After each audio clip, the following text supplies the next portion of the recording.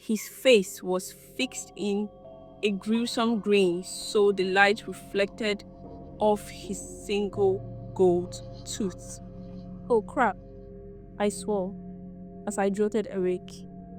It was 3 days to my third MBBS exam, and I was reading in class with some friends. At about 4:15 p.m., I decided to take a short nap, and I had asked Lily to wake me up when she was leaving so we could leave together. Blinking rapidly to clear off the sleep, I looked around to see if the others were still there, but to my dismay, I was alone. How could she? I muttered bitterly. Slowly, I began to take in my surroundings. There was this acrid, burning smell in the air, reminiscent of formalin. I could remember falling asleep, face down on the desk, but instead, I was lying face up on a cold surface. Oh crap! I swore again, wondering how I came to lie on a cold surface. Ahead of me, there was a light bulb, flickering on and off. The lights came on at intervals, producing a stark contrast to the darkness. I tried to get up, but it seemed that my whole body had suddenly become lead. From the corners of my eyes, I saw a white figure streak past, and I turned slightly in that direction. It was just a cat. The light flickered on again, and I could see the cat looking at me. Our eyes met, and I stared back. Entranced into its strange eyes, one eye was grey, while the other was a striking shade of amber. The eyes were uniquely strange and seemed to possess an incredible amount of wisdom for a cat. We stared at each other for some seconds, then it was dark again. I knew that cat. The cat always wandered around my classroom.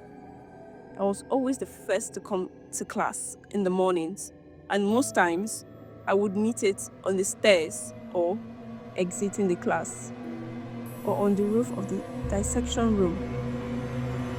My class was a story building. Directly beside it is our dissection room. From my class corridor, you could see directly into the dissection room. The dissection room is a bungalow, inside which was a long, wide room with many marble slabs on which the cadavers lay. The room was connected to the morgue by a door. Curiously, I turned my head to see what the cat was doing.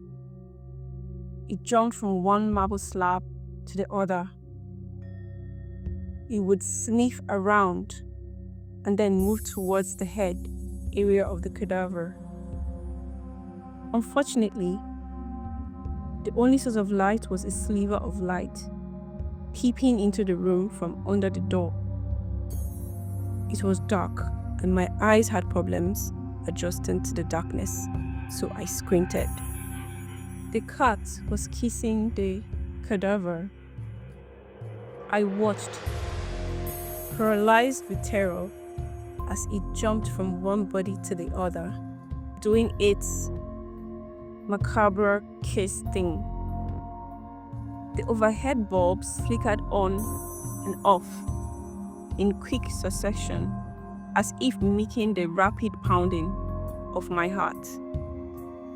In the deafening silence that followed, I heard a sound. It began slowly, like a slow, long sigh. The kind I imagine Rip Van Winkle gave after he woke up from his 20 years of sleep. The sigh gave way to the creaking of bones, many bones. Raising my head slightly, I could see a bony hand raised in the distance.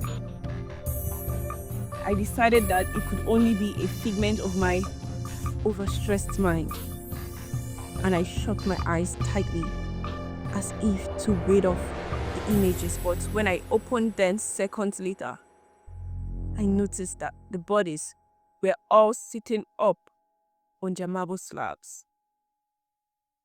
About a short distance away from me was Mr. Little.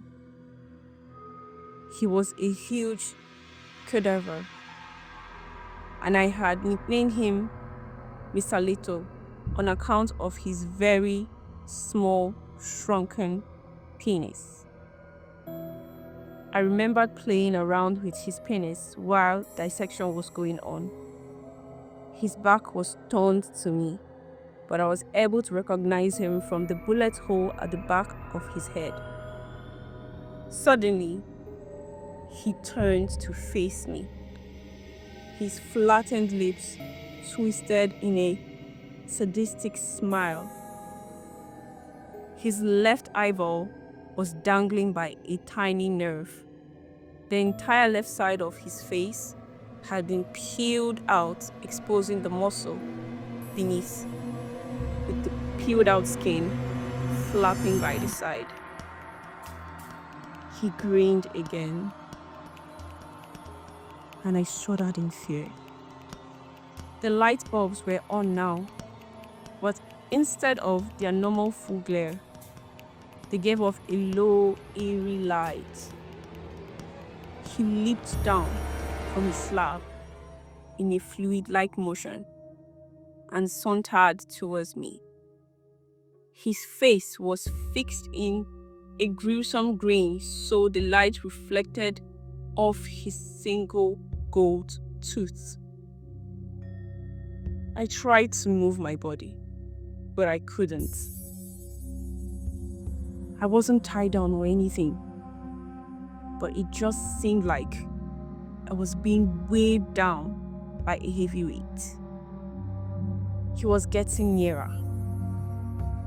All around me, I could see bodies staring, stretching, and sitting up. At my far left was Mr. I don't give a fuck you.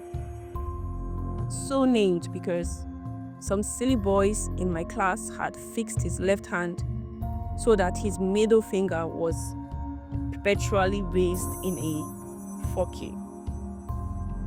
They had totally detached the arm from the socket, so now he clutched it in his right hand and waved it airily in greeting. There was Shrek, an ugly as sin cadaver. He was big, with a big head and a mammoth-sized penis.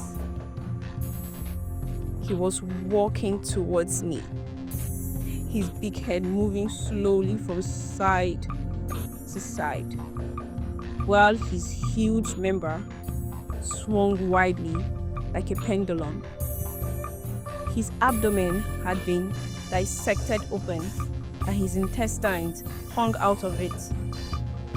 His left thigh was devoid of all muscles, only the femur and some nerves were left.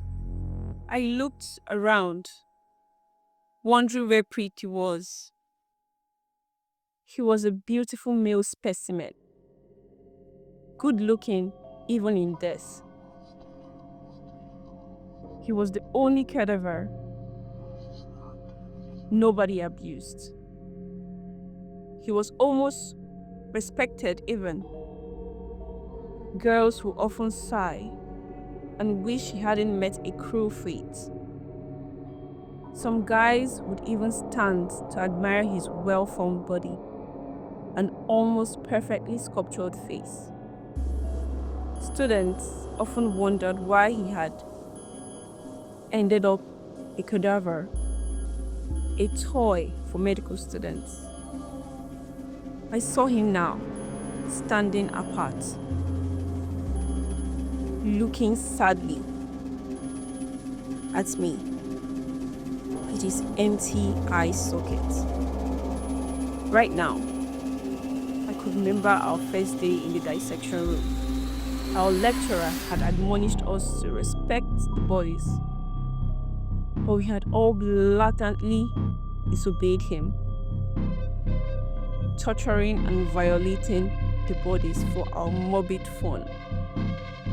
And now it seemed the bodies were out to exact punishment,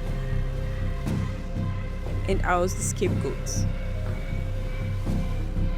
If I could turn back time, I would be like Lily. She always stood aloof with a look of disapproval as we fooled around with the cadavers. A few of the bodies were unfamiliar to me because they were the ones used by my immediate juniors for their anatomy lectures. But they were all staring at me in uninhibited hostility, which made me wonder what their plans were for me. I could see the cat standing on a bench in front, its head held aloft like a monarch surveying the kingdom. I watched it jump down from the bench, turning into Lini as it landed. I fainted.